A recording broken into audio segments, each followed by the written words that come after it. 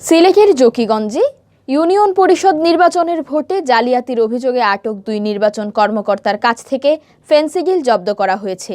মিলেছে বিপুল অঙ্কের টাকাও।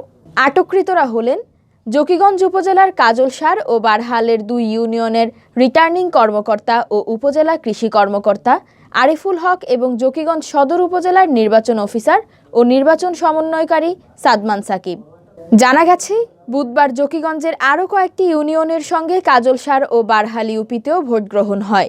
নির্বাচনী দায়িত্বে থাকা আরিফুল হক ও সাদমান সাকিবের সন্দেহজনক আচরণ এবং কেন্দ্রগুলোতে ব্যালট পেপার কম হওয়ায় গোয়েন্দা তথ্যের ভিত্তিতে বুধবার বিকাল 3:15টার দিকে উপজেলার মরিচা সরকারি প্রাথমিক বিদ্যালয়ের সামনে থেকে তাদেরকে আটক করা হয়।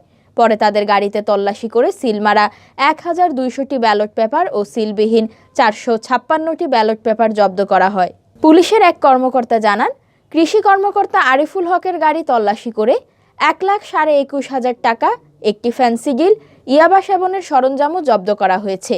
এ গাড়িযোগে তারা দুজন কাজলসার ইউনিয়নে ভোট কেন্দ্রে যাচ্ছিলেন।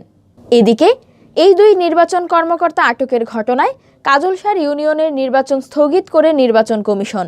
কাল রাতে নির্বাচন কমিশনের উপসচিব মোহাম্মদ আতিয়ার রহমান স্বাক্ষরিত প্রজ্ঞাপনে বলা হয়, দুই রিটার্নিং অফিসার আটকের কারণে জকিগঞ্জের কাজলসার ইউনিয়নের সব ভোট কেন্দ্রের নির্বাচন বন্ধ ঘোষণার সিদ্ধান্ত নেয় নির্বাচন কমিশন। সিলেটের আঞ্চলিক নির্বাচন কর্মকর্তা ফয়সল কাদের জানিয়েছেন, কাজলসার ইউপিতে নির্বাচন স্থগিত করার পাশাপাশি উপজেলার সুলতানপুর ইউপির এক কেন্দ্রের নির্বাচন স্থগিত করা হয়েছে। সুলতানপুর ইউপিতে একটি কেন্দ্রে গতকাল বিকাল 3:15টার দিকে ব্যালট বাক্স ছিনতাই করে পুকুরে ফেলে দেওয়ার ঘটনা ঘটেছিল।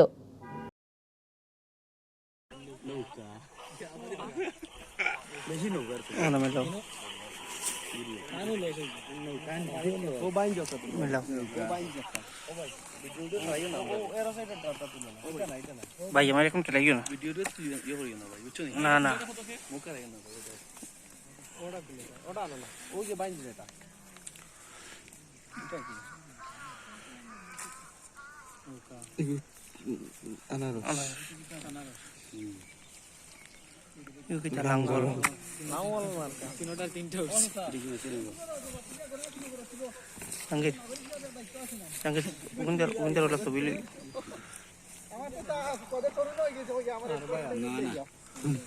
লাঙ্গল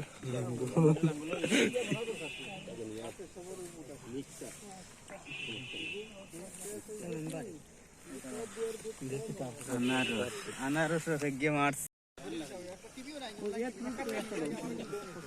জ্বলছে কই এক বুদ্ধি বাক্স জ্বালাই জ্বালাই জ্বলছে কেন জ্বলাটা